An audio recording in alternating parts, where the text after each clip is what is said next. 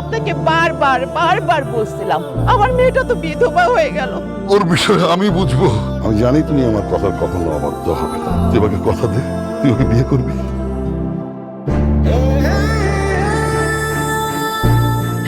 কি করছো তুমি, কি করছো তুমি, বিয়ে করে ফেলছো সিরিয়াসলি? আমি আপনার কাছে কখনো ওয়াইফের মতো আবদার করবো না। আপনি আপনার লাইফ যেভাবে ইচ্ছে সেভাবে সাজাতে পারেন। তুমি আর ওই মেয়েটা একই সাথে থাকো? ও নিশ্চয়ই নিচে থাকে। তো নিচে থাকারই কথা, ও নিচে থাকে না?